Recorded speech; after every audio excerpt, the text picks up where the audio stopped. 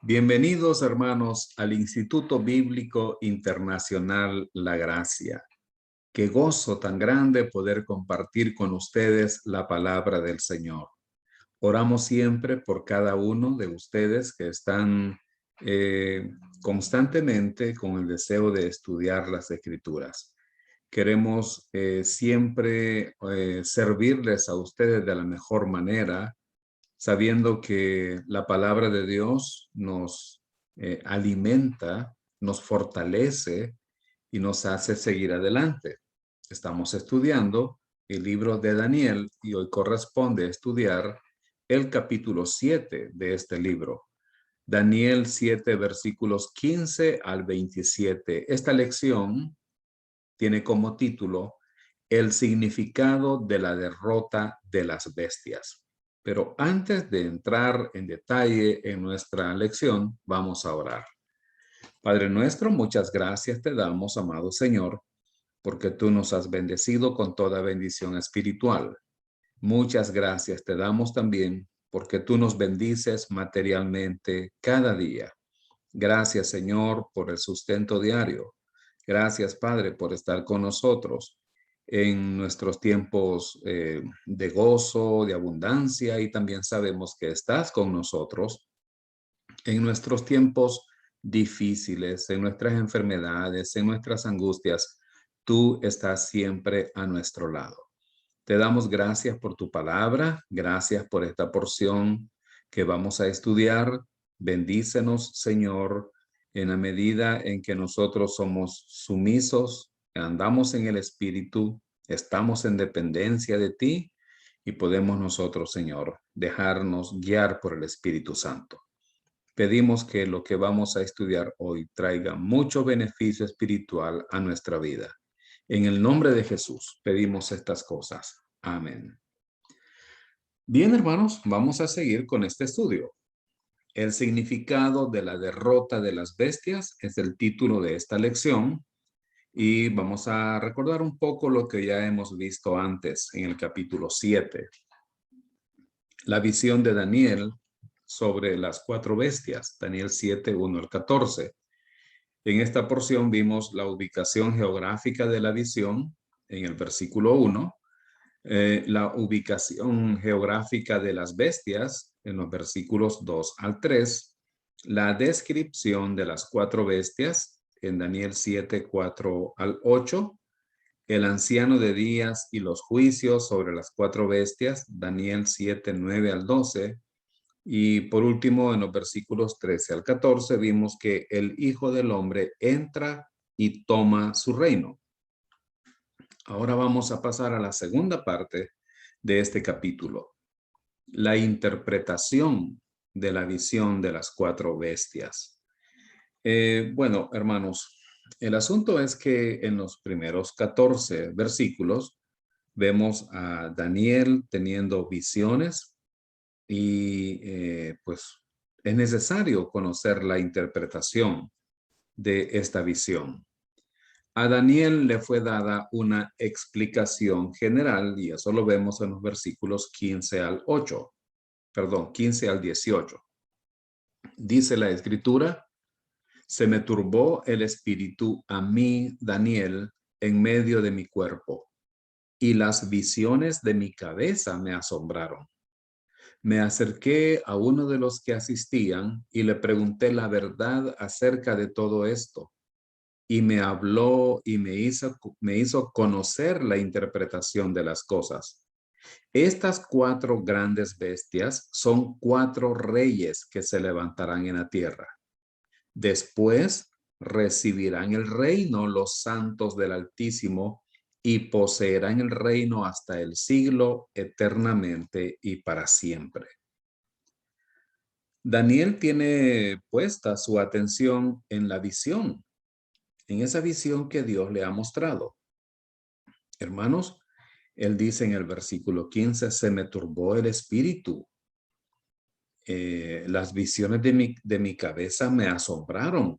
Él quiere conocer más, por eso el versículo 16 dice, me acerqué a uno de los que asistían y le pregunté la verdad acerca de todo esto. Él está enfocado en la visión que Dios le ha dado. Y es bueno hacer esto, hermanos. Daniel no era orgulloso. Él estaba dispuesto a aprender más. Vamos a recordar que Daniel ya había interpretado la visión de Nabucodonosor, o el sueño que tuvo Nabucodonosor en el capítulo 2, y también el sueño que tuvo el mismo rey babilónico en el capítulo 4. Él podría haber dicho, bueno, otra vez yo voy a interpretar esto, pero él no. Él sabía que las revelaciones se las daba Dios. Hermanos, nosotros tenemos que estar dispuestos también a preguntar la verdad. Así como Daniel preguntó la verdad, nosotros también tenemos que estar buscando la verdad en oración y leyendo la palabra. Ahora, ¿qué es lo que le dice el ángel a Daniel en el versículo 17? Estas 4 grandes bestias son 4 reyes que se levantarán en la tierra. Después, o sea, después de estas 4 bestias, recibirán el reino los santos del Altísimo y poseerán el reino hasta el siglo eternamente y para siempre. En una manera muy sencilla y quizá sintetizada, el ángel le dice la interpretación de las cosas que que Daniel había visto en el sueño. Ahora, Daniel fue turbado en su espíritu y le preguntó al ángel el significado de todo esto. El ángel le dio una explicación sencilla y breve. Los versículos 13 al 14. La interpretación pertenece al anciano de días. El anciano de días le da el reino a su hijo o al hijo del hombre. Y los santos van a reinar con Jesús en su reino. Los santos son los santos del Altísimo. Sabemos que el Altísimo es Dios. Los santos pertenecen a Dios y están presentes para el día de la coronación del rey. Todo el universo va a estar ahí, hermanos, y nosotros también vamos a tener el privilegio de estar ahí para ver a nuestro Salvador en su coronación como el Rey de la tierra. ¿No es ese, hermanos, un maravilloso destino para nosotros los creyentes de la dispensación de la iglesia? Ahora, otra cosa importante es que los santos no establecerán ni traerán el reino futuro de Dios. Hermanos, los santos no establecerán ni traerán el reino futuro de Dios. ¿Por qué es importante saber esto? Por la falsa teología de muchas personas que piensan que la iglesia tiene que ayudar a Jesucristo a traer el reino limpiando este mundo, batallando contra la pornografía, el aborto, la violencia, la homosexualidad. Algunos dicen también que la iglesia va a colaborar, la iglesia va a colaborar en el establecimiento del reino cuando los creyentes alcancen cargos políticos, cargos en el gobierno. Ellos dicen que la iglesia y que los creyentes deben estar participando en política para poder legislar, para poder hacer leyes que estén de acuerdo a la palabra de Dios. Hermanos, la Biblia no enseña eso.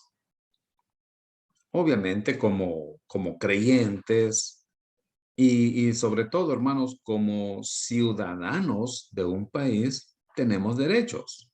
Y uno de esos derechos es a participar en política de la manera que nosotros queramos y se nos permita legalmente. Pero nada de eso va a establecer el reino de Dios en la tierra.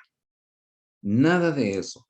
Como cristianos, lo que debemos hacer no es limpiar la tierra Como creyentes, lo que debemos hacer no es limpiar el mar, es pescar los peces, evangelizando.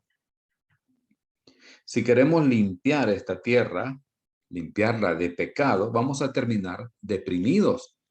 Pero hoy en día tenemos una enseñanza muy fuerte a través de la radio, la televisión, de muchas iglesias también, enseñando acerca del reino.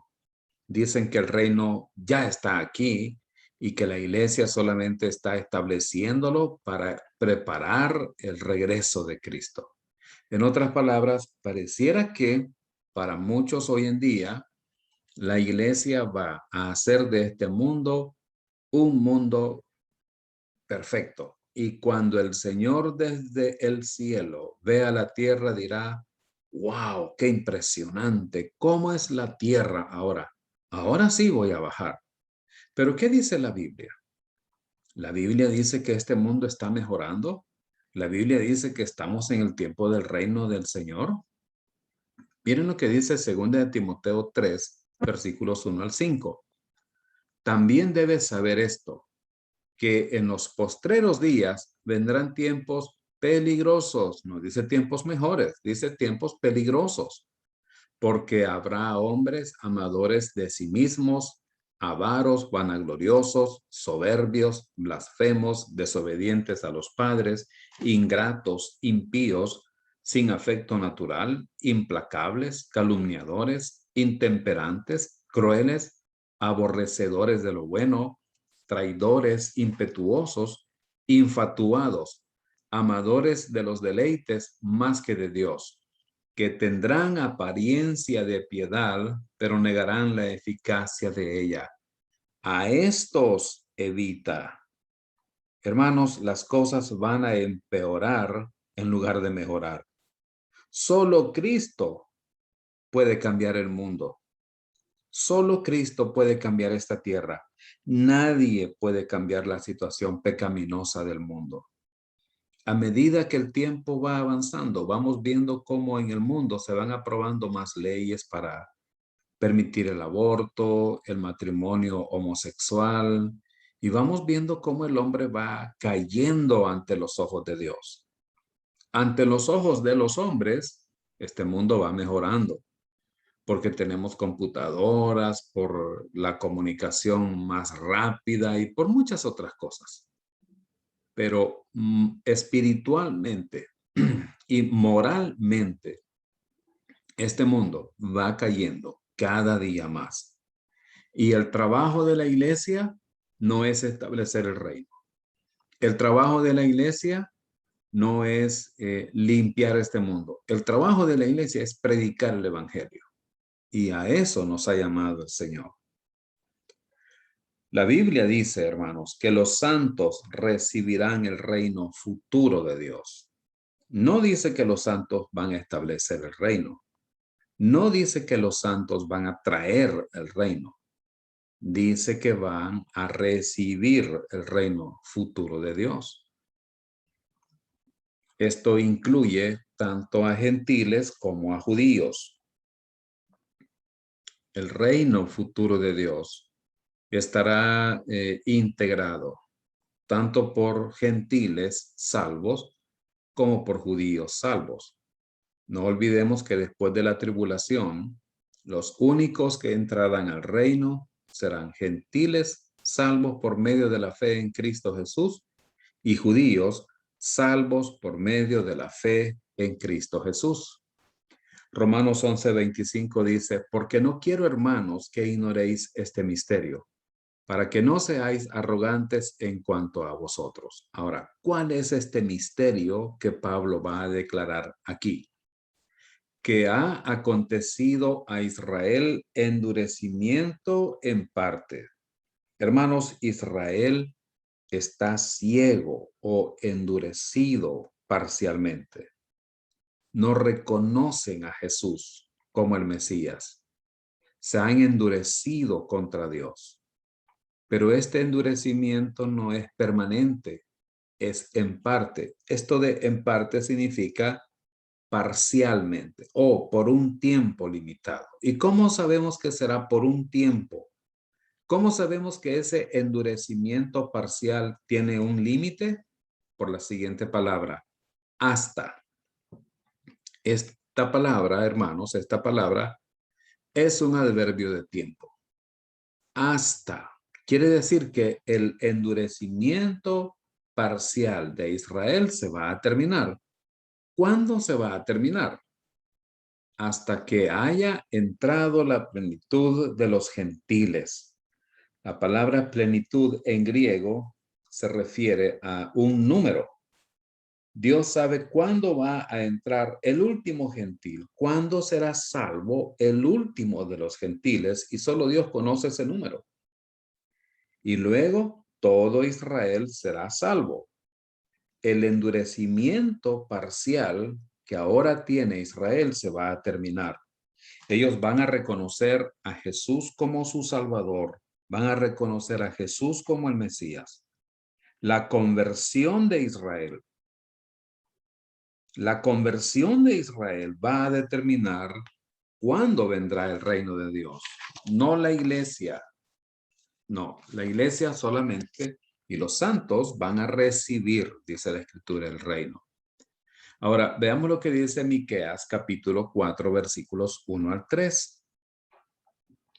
Acontecerá en los postreros tiempos que el monte de la casa de Jehová será establecido por cabecera de montes y más alto que los collados. Y correrán a él, ¿quiénes?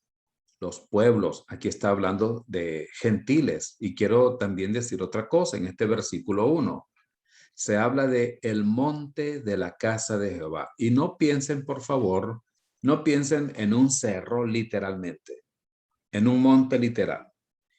En este sentido, hermanos, en este contexto, el monte es el reino. Ustedes deben recordar que la estatua que vio Nabucodonosor fue destruida por una piedra que se convirtió en un monte que llenó toda la tierra. Sabemos que eso se refiere al reino milenial de Cristo sobre la tierra. Entonces aquí la idea es la misma.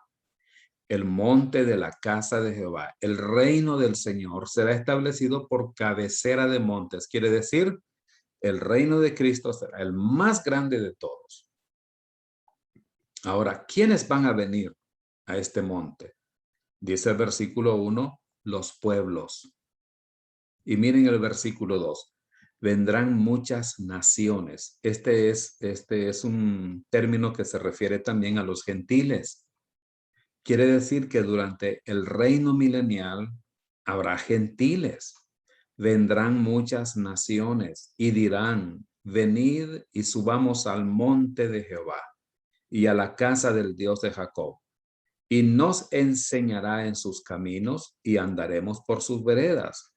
Porque de Sión saldrá la ley y de Jerusalén la palabra de Jehová. Esto quiere decir que el reino estará en Jerusalén y desde ahí el Señor va a gobernar. Y él juzgará entre muchos pueblos y corregirá a naciones poderosas hasta muy lejos. Y martillarán sus espadas para asadones y sus lanzas para hoces. No alzará espada nación contra nación, ni se ensayarán más para la guerra. Dice el versículo 3 que el Señor juzgará entre muchos pueblos. Es otra referencia a gentiles.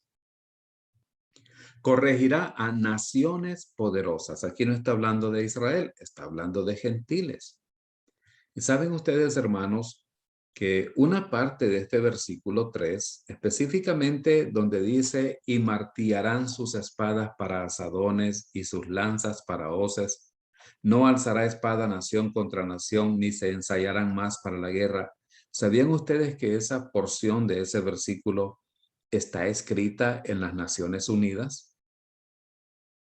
Y la pregunta es, ¿son las Naciones Unidas quienes van a darle cumplimiento a esta profecía? Obviamente que no, nosotros sabemos que no. Es el Señor Jesucristo quien va a darle cumplimiento a esta profecía que nos habla de la paz que habrá entre las naciones gentiles en el tiempo del reino. No alzará espada nación contra nación, ni se ensayarán más para la guerra. Vea usted cómo hoy en día tenemos a muchas naciones poderosas anunciando maniobras militares o ejercicios militares. ¿Por qué lo hacen? Porque se preparan para la guerra. Pero en el tiempo del reino, las naciones gentiles vivirán en paz. También dice Zacarías 8, versículos 20 al 21. Así ha dicho Jehová de los ejércitos. Aún vendrán pueblos y habitantes de muchas ciudades, y vendrán los habitantes de una ciudad a otra y dirán, vamos a implorar el favor de Jehová y a buscar a Jehová de los ejércitos. Yo también iré. ¿Quiénes van a implorar el favor de Jehová? Pueblos, muchas ciudades. Es una referencia a gentiles en el tiempo del reino. Zacarías capítulo 14, versículos 16 al 17. Y todos los que sobrevivieren de las naciones que vinieron contra Jerusalén, subirán de año en año para adorar al Rey, a Jehová de los ejércitos, y a celebrar la fiesta de los tabernáculos. Ahora, está hablando de los que van a sobrevivir de las naciones, está hablando de los gentiles, de aquellas naciones gentiles o de aquellas naciones que vinieron contra Jerusalén. Van a salir sobrevivientes que van a entrar al reino. Y dice que van a venir de año en año para adorar al Rey y a celebrar la fiesta de los tabernáculos. Hermanos, en el tiempo del reino, las fiestas judías van a reactivarse. Pero mire lo que dice el versículo 17. Y acontecerá que los de las familias de la tierra que no subieren a Jerusalén para adorar al Rey, Jehová de los ejércitos, no vendrá sobre ellos lluvia. Aquí vemos algo. Va a haber gente que no van a adorar al Señor y estarán en el tiempo del reino. ¿Quiénes son ellos?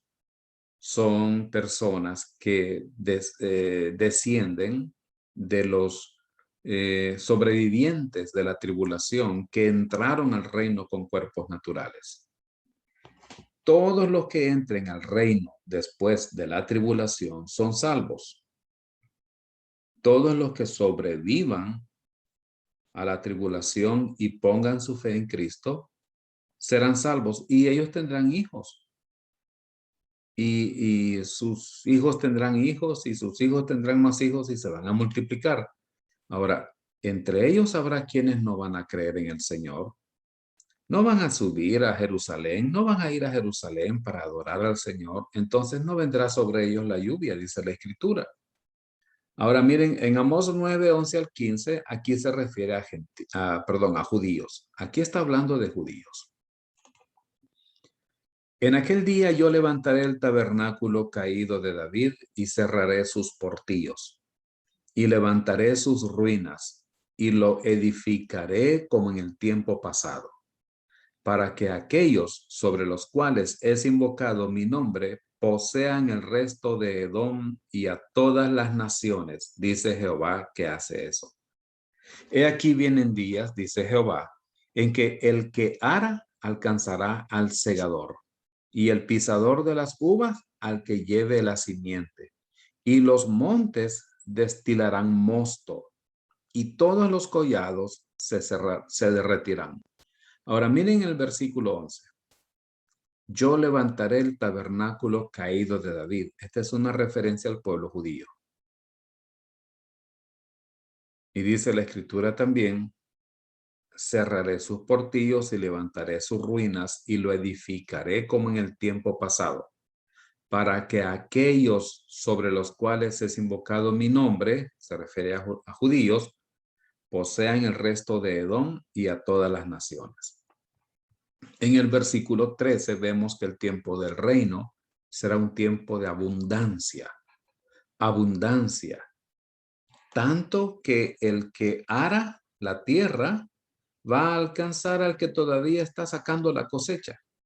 Habrá una abundancia enorme.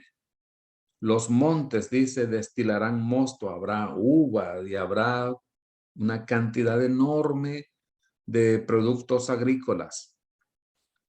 El tiempo del reino será un tiempo de paz y será un tiempo de prosperidad. Versículo 14. Y traeré del cautiverio a mi pueblo Israel. Aquí no está hablando a la iglesia, no se refiere a la iglesia. Está refiriéndose claramente al pueblo de Israel. Y edificarán ellos las ciudades asoladas y las habitarán. Plantarán viñas y beberán el vino de ellas.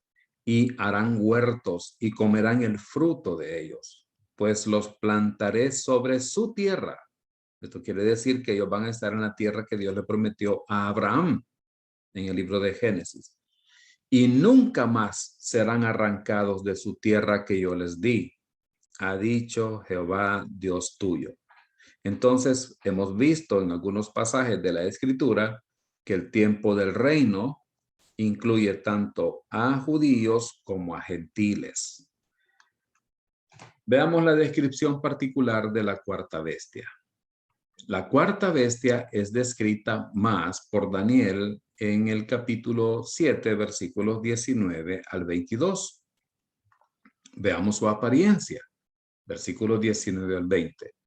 Entonces tuve deseo de saber la verdad acerca de la cuarta bestia, que era tan diferente de todas las otras, espantosa en gran manera, que tenía dientes de hierro y uñas de bronce, que devoraba y desmenuzaba, y las sobras hollaba con sus pies. Asimismo, acerca de los 10 cuernos que tenía en su cabeza, y del otro que le había salido, delante del cual habían caído 3, y este mismo cuerno tenía ojos y boca que hablaba grandes cosas, y parecía más grande que sus compañeros. Recuerden que la última bestia, la cuarta bestia que sale del mar o que sube del mar, es muy diferente a las otras 3. Es muy diferente a las primeras 3 bestias que vio Daniel. Entonces, él quiere saber más. Él quiere saber qué significa esa visión. ¿A quién se refiere esa visión? Vemos también sus acciones. ¿Qué es lo que hace esta cuarta bestia? Dice Daniel 7, 21 al 22. Y veía yo que este cuerno hacía guerra contra los santos y los vencía, hasta que vino el anciano de días y se dio el juicio a los santos del Altísimo, y llegó el tiempo y los santos recibieron el reino. El cuerno pequeño va a hacer guerra contra los santos, tanto gentiles como judíos. Dice la Escritura en Zacarías 13, versículos 8 al 9. Y acontecerá en toda la tierra, dice Jehová, que las 2/3 partes serán cortadas en ella y se perderán, mas la tercera quedará en ella. Hermanos, ¿cuántos judíos van a morir durante la tribulación según el versículo 8? Las 2/3 partes. No podemos saber el número exacto, pero sin duda será una mortandad de judíos. Miren el versículo 9, y meteré en el fuego a la tercera parte, o sea, a los que sobrevivan, y los fundiré como se funde la plata, y los probaré como se prueba el oro. Él invocará mi nombre y yo le oiré, y diré, pueblo mío, y él dirá, Jehová es mi Dios. Hermanos, el Señor trae tiempos de juicios sobre la tierra. El tiempo de la tribulación es un tiempo de juicios que incluye tanto a judíos como a gentiles. Apocalipsis 13:7 dice, y se le permitió hacer guerra contra los santos y vencerlos. También se le dio autoridad sobre toda tribu, pueblo, lengua y nación. La tercera parte de los judíos va a librarse de la muerte, pero el Señor los va a juzgar también y los va a purificar. Ahora, hablando de los juicios, nosotros sabemos, hermanos, que hay 7 juicios principales. los 7 juicios de la Biblia. El primero de ellos es el juicio de los pecados. ¿Dónde fue ese juicio? En la cruz de Cristo. ¿Cuándo se dio eso? En el año 33 después de Cristo. ¿Qué pasó ahí? Nuestros pecados fueron pagados por nuestro Señor Jesucristo. La culpa de nuestro pecado cayó sobre él. Eso nos recuerda también lo que dice Isaías 53, ¿verdad? El castigo de nuestra paz fue sobre él. Dice la Escritura que que Jehová cargó en él el pecado de todos nosotros. Ese es el juicio de los pecados en la cruz de Cristo, cayendo sobre su cuerpo. Otro juicio que hemos visto ya en el pasado es el propio juicio del creyente, que debe ser en todo lugar y que debe ser diariamente, y de eso nos habla 1 Corintios 11:31. Todo creyente debe estar haciendo un examen de sí mismo y confesando su pecado al Señor. Hemos visto también el juicio de las obras. Esto quiere decir, hermanos, que los creyentes también vamos a ser juzgados en el cielo, en el tribunal de Cristo, por nuestras obras. Esto va a ser después del rapto, y aquí no se refiere a un juicio para determinar si somos salvos o no, sino si el Señor determinará si merecemos un galardón o no. El juicio de las obras del creyente no tiene nada que ver con determinar salvación, sino galardón. El juicio de los gentiles. Esto será al final de la tribulación en la guerra de Armagedón, en Jerusalén, cuando Cristo regrese. Y también luego nosotros vemos el juicio de Israel, de lo que estamos hablando. El juicio del Señor hacia su nación. ¿Cuándo será esto también? ¿Dónde será esto? En el Armagedón en Jerusalén, cuando Cristo regrese por segunda vez. Vemos el juicio a los ángeles, obviamente a los ángeles caídos. No sabemos dónde será este juicio, pero sí sabemos que será después del milenio, y de eso habla Judas 6. Y luego el juicio de los impíos en el gran trono blanco, después del reino milenial. Apocalipsis 20, versículo 12. Estos son los juicios. Entonces, vemos acá el juicio de los gentiles y el juicio de Israel en el Armagedón, en Jerusalén, cuando Cristo regrese por segunda vez. Esto es al final de la tribulación. Entonces, el ángel explicó el tiempo de la cuarta bestia. Versículos 23 al 27. El cuarto reino va a ser diferente de los otros. El cuarto reino o la cuarta bestia no se parece al león con alas de águila, no se parece tampoco al oso, no se parece tampoco al leopardo con 4 alas y 4 cabezas. Es un reino diferente. Daniel 7, 23 al 25 dice, dijo así, la cuarta bestia será un cuarto reino en la tierra, el cual será diferente de todos los otros reinos, y a toda la tierra devorará, trillará y despedazará.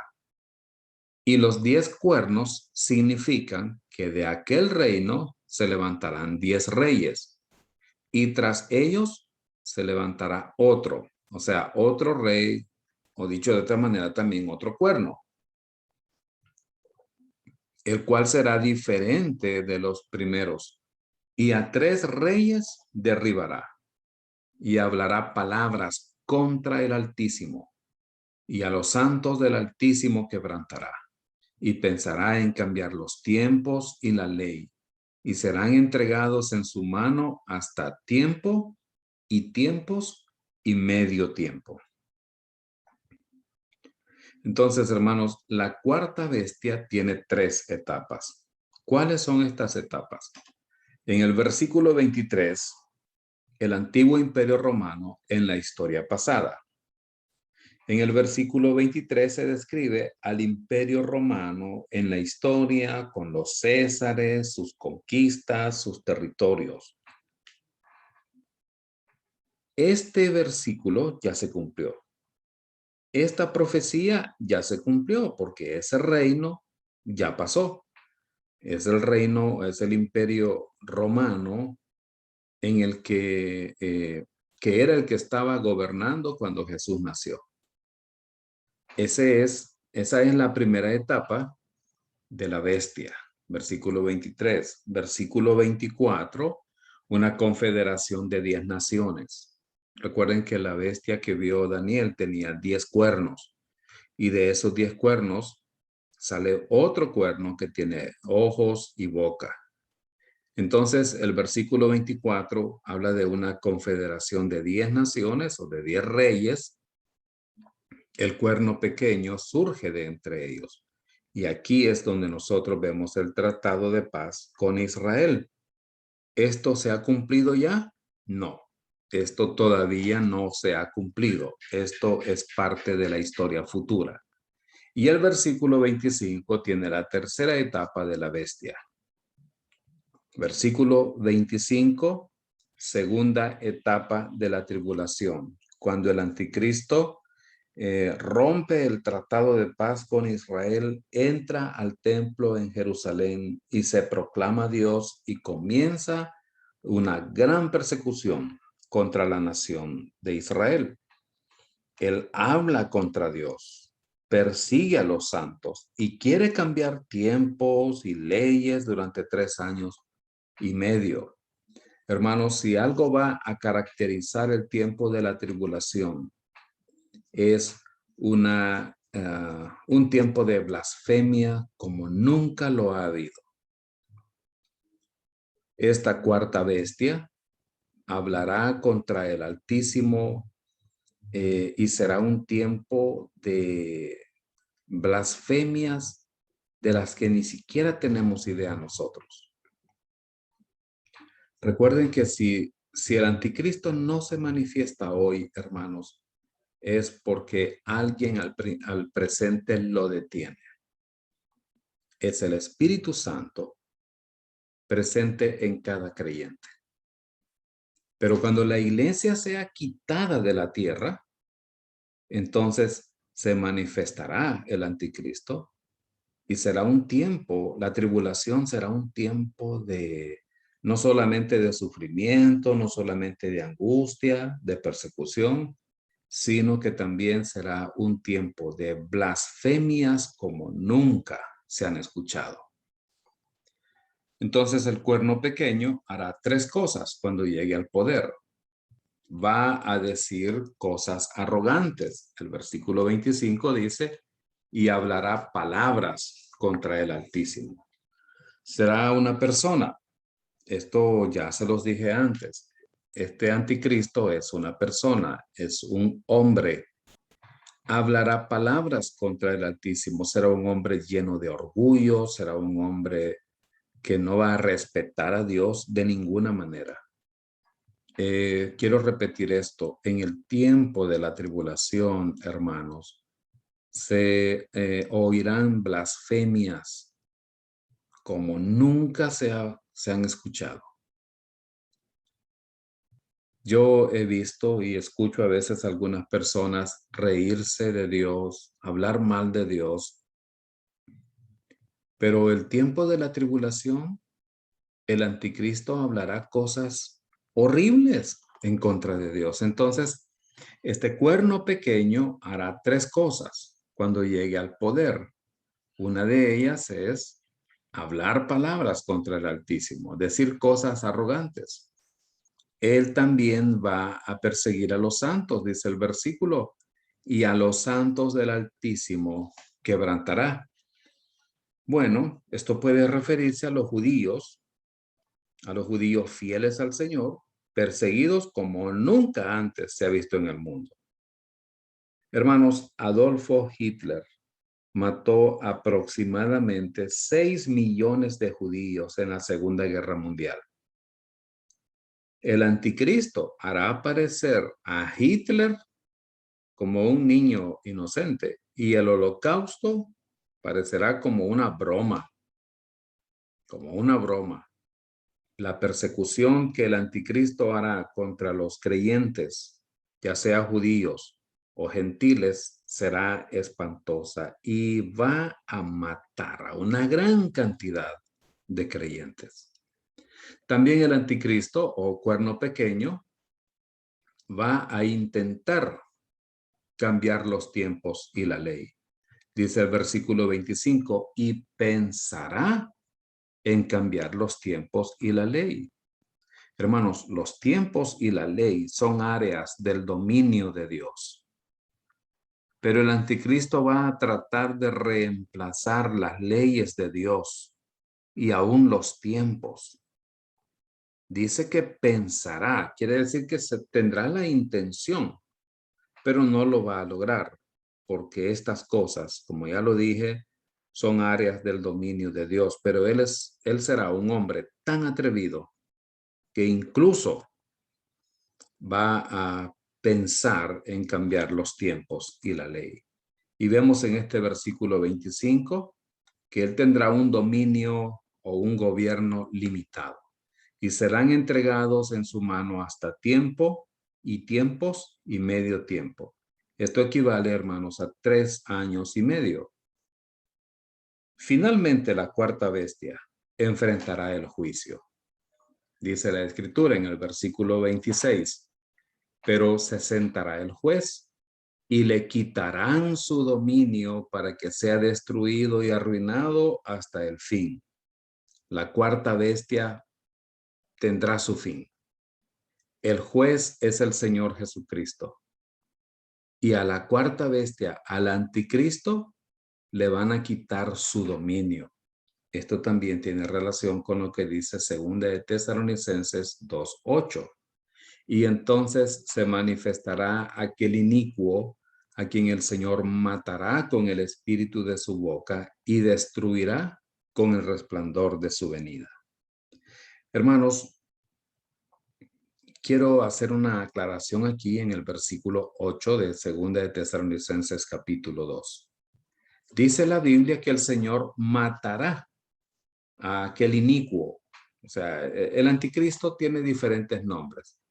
Se le conoce como la bestia, se le conoce como el cuerno pequeño, el desolador, el hombre de pecado, el hijo de perdición. Y en este versículo 8 de 2 Tesalonicenses 2 se le llama inicuo. Ahora bien, la palabra matar dice a quien el Señor matará. La palabra griega no tiene mucho que ver con matar, sino con quitar el poder, quitar el dominio, tal como dice el versículo 26 del libro de Daniel, capítulo 7. Está hablando de destronar al anticristo. ¿Y cómo sabemos que el anticristo no va a morir físicamente? Porque la Biblia dice en Apocalipsis 19 que el anticristo y el falso profeta serán lanzados vivos al lago de fuego. Entonces, el versículo 8 lo que está diciendo es que el Señor le va a quitar el poder, le va a quitar el dominio. Esto, hermanos, es lo que nosotros vemos en el libro de Daniel, capítulo 2, aquella piedra que viene y da contra los pies de la estatua que veía Nabucodonosor en su sueño. Es Cristo quien vendrá y va a terminar con estas bestias y específicamente con la última bestia, con el anticristo. El reino futuro de Dios será dado a los santos. El versículo 27 dice, y que el reino y el dominio y la majestad de los reinos debajo de todo el cielo sea dado al pueblo de los santos del Altísimo, cuyo reino es reino eterno, y todos los dominios le servirán y le obedecerán. Entonces, inmediatamente después de la destrucción del anticristo, el Señor Jesucristo establecerá su reino mesiánico e histórico. Será un reino de paz, será un reino de justicia, será un reino de prosperidad y de santidad, en el que el Mesías va a manifestar su gloria en la historia. Ese reino no fue inaugurado en su primera venida, sino que lo será cuando el Señor venga con poder y gloria por segunda vez. Entonces Él va a establecer su reino. Mateo 25:31 dice, cuando el Hijo del Hombre venga en su gloria y todos los santos ángeles con Él, entonces se sentará en su trono de gloria. Se va a sentar en su trono porque va a reinar.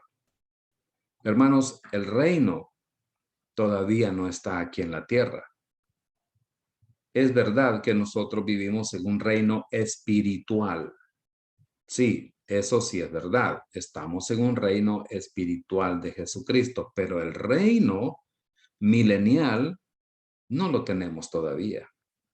Todavía la iglesia no ha sido arrebatada, todavía no ha pasado la gran tribulación, todavía el Señor no ha vuelto por segunda vez visible a la tierra.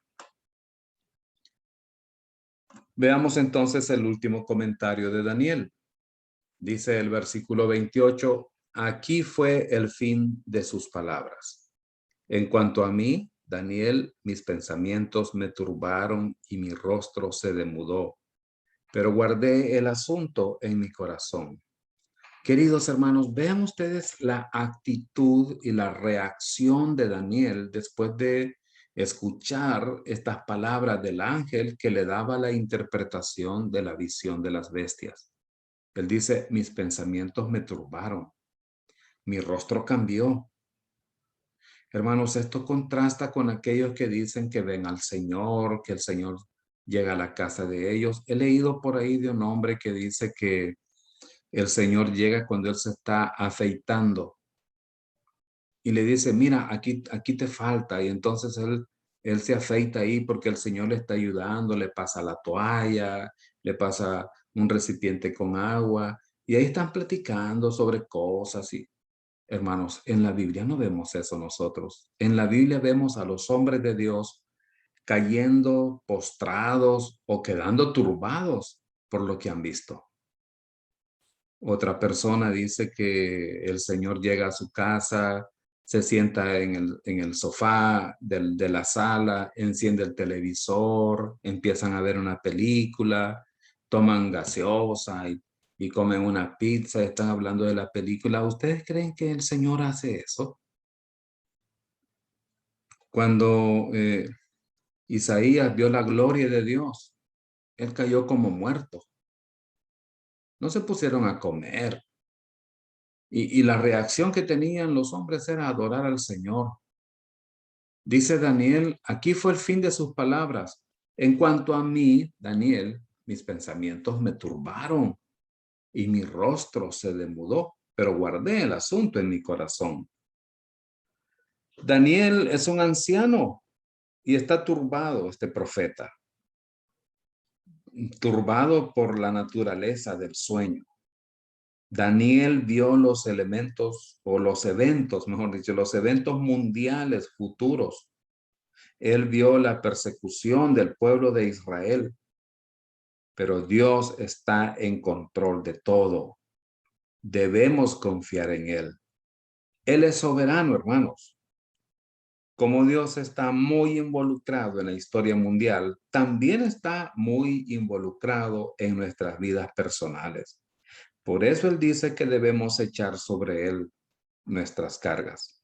Debemos echar sobre Él nuestras cargas porque Él tiene cuidado de nosotros. Veamos entonces, para terminar, hermanos, una comparación de las imágenes de los capítulos 2 y 7. En el capítulo 2 de Daniel vemos una estatua. En el capítulo 7 vemos las bestias. En el capítulo 2 la estatua tiene una cabeza de oro. En el capítulo 7 vemos una bestia, vemos un león con alas de águila. El poder simbolizado aquí es Babilonia. En Daniel capítulo 2, la estatua tiene el pecho y los brazos de plata. En Daniel 7, él ve como un oso con 3 costillas. Se refiere a Media y Persia. En el capítulo 2, la estatua tiene vientre y muslos de bronce. En el capítulo 7, Daniel ve que sube del mar una bestia como un leopardo con 4 cabezas. Está simbolizando a Grecia. En Daniel capítulo 2, la estatua tiene piernas de hierro.